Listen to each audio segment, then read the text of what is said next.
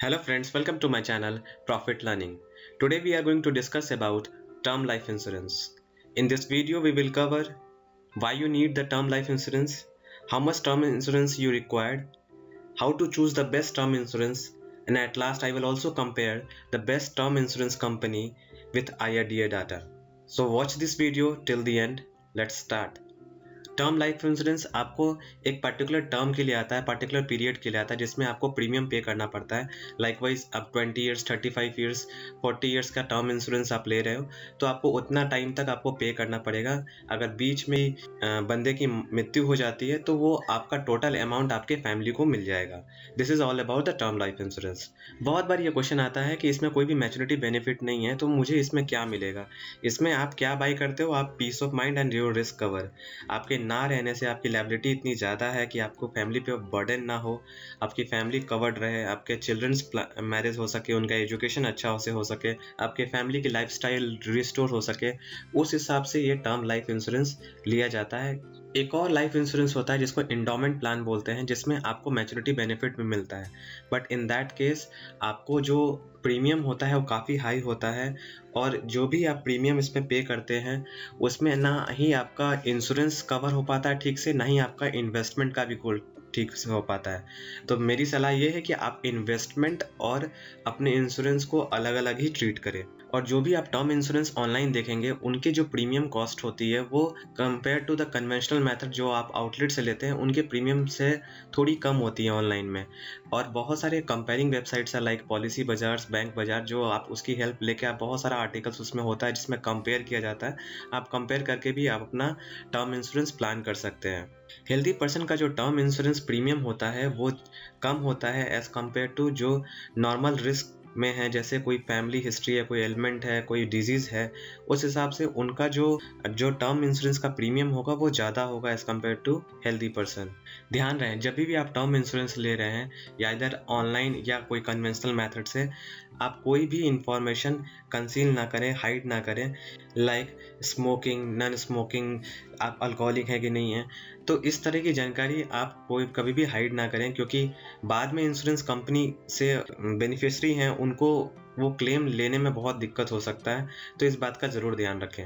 Why you need the term insurance, मैंने इस पर डिस्कस किया कि आपकी फैमिली आपके अगर ऊपर डिपेंडेंट है, आपकी लायबिलिटीज़ बहुत सारी हैं, जैसे आपके हाउस हैं, हाउस लोन है, आपके कार लोन है, तो आपके ना रहने पे आपके पूरी जो फाइनेंशियल बर्डन है वो आपके फैमिली के ऊपर आएगा, और उनके लाइफस्टाइल भी चेंज हो जाएगी, उनके मैरिज, एजुकेशंस काफ़ी ज़्यादा इफेक्ट हो सकते हैं। तो इस बात का ध्यान रखते हुए आप टर्म इंश्योरेंस ज़रूर प्लान करें, क्योंकि टर्म इंश्योरेंस में कोई भी मैच्योरिटी बेनिफिट नहीं है तो उसका प्रीमियम काफ़ी आपको लो कॉस्ट पे मिल जाता है। Now comes how to choose the best term plan. First one is reliability. ये बहुत इंपॉर्टेंट है क्योंकि इंश्योरेंस कंपनी की रेपुटेशन बहुत मैटर करती है, क्योंकि जो भी टर्म प्लान आप लेते हो वो almost 20 years, 30 years down the line होता है। तो आप ये जरूर कोशिश करोगे कि आपके एब्सेंस में ये 20-30 ईयर्स के बाद में भी आपका जो इंश्योरेंस कंपनी आप जो उसको भी चूज कर रहे हो वो टिका रहे, वो रहे वहाँ पर 20 years, 30 years down the line. Second one is claim settlement ratio. Claim settle किया गया है upon total number of claims जो उस कंपनी को आए हैं, तो वो होता है claim settlement ratio. Claim settlement ratio almost 95% से तो ऊपर होना चाहिए। जितना अच्छा क्लेम सेटलमेंट रेशियो होगा वो उतना अच्छा होगा।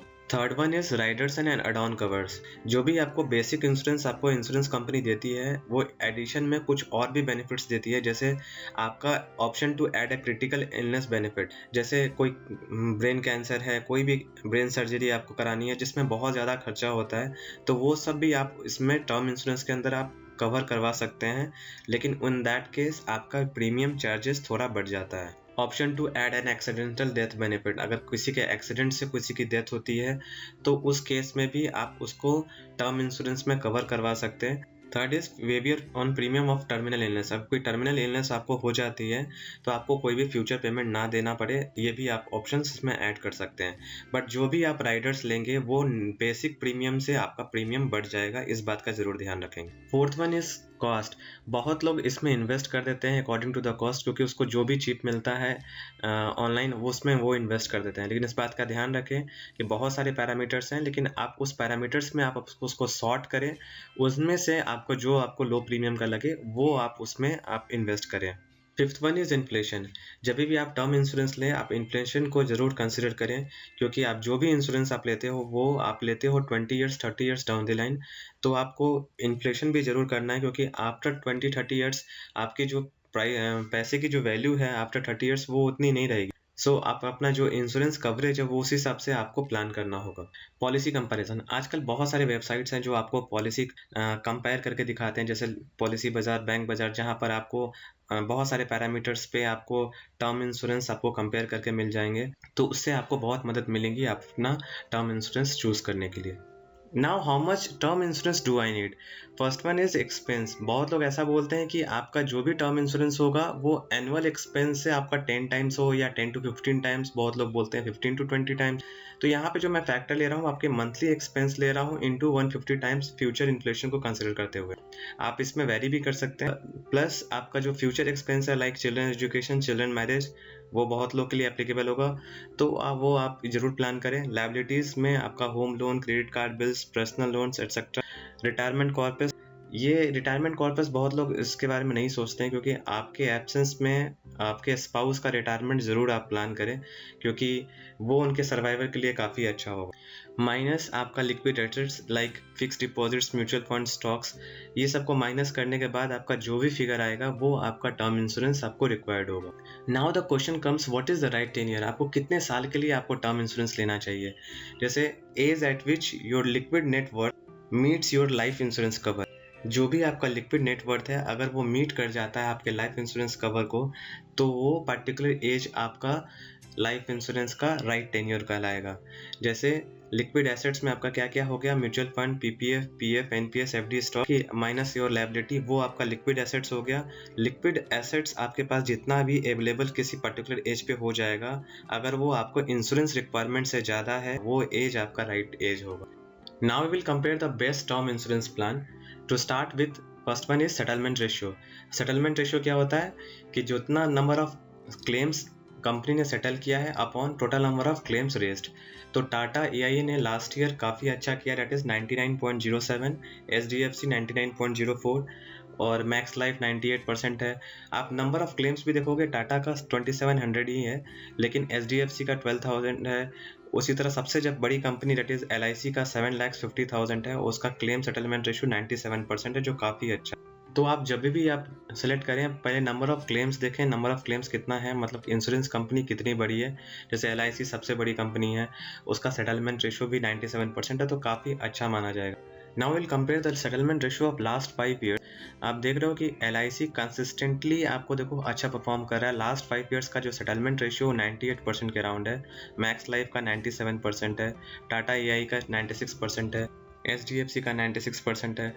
एचडीएफसी के केस में आप देख रहे हो कि इसका जो परफॉर्मेंस है वो कंसिस्टेंटली काफ़ी इम्प्रूव हुआ है। मतलब 2014-15 में इसका सेटलमेंट रेशियो 90% था, अब वो 99% हो गया है। तो ये एक बिग जंप है इस इंश्योरेंस कंपनी के लिए।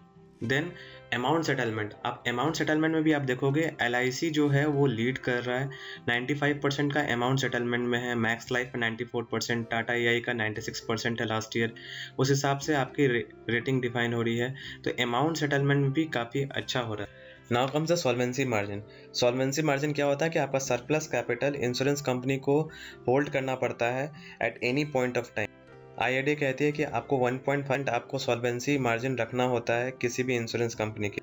ये फैक्टर बहुत लोग इसको कंसिडर नहीं करते हैं, क्योंकि अगर कंपनी स्टेबल है तो ये मैटर उतना नहीं करता है। लेकिन जब भी आप टर्म इंश्योरेंस ले रहे हैं, आप 20-30 ईयर्स के लिए लेते हैं, तो 20-30 ईयर्स में बहुत सारी चीज़ें चेंज हो जाती हैं। तो इस बात का जरूर ध्यान रखें कि उनकी कैपिटल, सरप्लस कैपिटल कंपनी के पास कितना अवेलेबल है, ताकि अगर कंपनी को फाइनेंशियल क्राइसिस में भी अगर जाती है तब भी आपको इंश्योरेंस का क्लेम मिल जाए। Now comes the claim rejected ratio. इसमें आप देख पा रहे हैं कि बजाज का क्लेम रिजेक्शन रेशियो भी आपका 4.69% है, जो काफ़ी ख़राब है। एसबीआई लाइफ का 4.47 है। एलआईसी एक सबसे बड़ी कंपनी होने के बावजूद भी उसका क्लेम रिजेक्शन रेशियो 0.89% का है, जो काफ़ी अच्छा माना जाएगा। एचडीएफसी का 0.7 है, जो सबसे अच्छा है। टाटा एआई का 0.93% है। जब भी आप टर्म लाइफ इंश्योरेंस चूज़ करें, तो आप ये फैक्टर्स को ज़रूर इंक्लूड करें। आप देख पा रहे हैं कि एलआईसी इतनी बड़ी कंपनी होने के बावजूद भी बहुत सारे फैक्टर्स में काफ़ी अच्छा परफॉर्म कर रहा है और उनका एक्सेप्शनल रिकॉर्ड है। लेकिन good things come with the good premium also. तो टर्म इंश्योरेंस प्रीमियम जो इसका होता है LIC का वो ज़्यादा होता है एज़ कम्पेयर टू अदर। तो जितनी अच्छी कंपनी, जितनी स्टेबल कंपनी होती है, उनकी प्रीमियम्स थोड़े आपको ज़्यादा मिलेंगे। So considering all of the parameters, I have selected 3 companies which I found that the best insurance company as of now, which may differ from your perspective, but you should make your own decision by analyzing all of the parameters. So these are the 3 companies which I found the best performing in all aspects. You may have the different opinion, you can make your own decision also. Here comes the conclusion part. अगर किसी भी individual की कोई financial liability है तो उसे insurance ज़रूर लेना चाहिए। उसका इंश्योरेंस ज़रूर एक इम्पॉर्टेंट पैरामीटर होना चाहिए उसके फाइनेंशियल प्लानिंग में। जब भी आप इन्वेस्टमेंट करें उसको इंश्योरेंस के साथ मिक्स ना करें, क्योंकि आपके दोनों गोल अचीव नहीं हो पाते। जैसे इंडोमेंट प्लान में आपको मैक्सिमम 7% तक का आपको रिटर्न मिलता है, जो एक तरह से आपको इन्फ्लेशन को भी बीट नहीं कर पाएगा, और आपका लाइफ कवर भी काफ़ी कम हो पाता।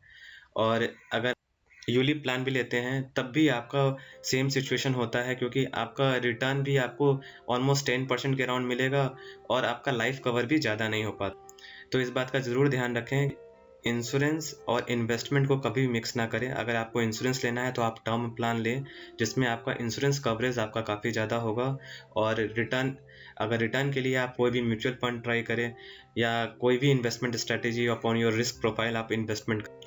So that's all from my side. Happy invest. Thanks for watching. You can subscribe to my channel Profit Learning for more updates regarding financial markets, and don't forget to press bell icon for latest financial videos. If you like this video, please hit like button and share this video with your friends and family.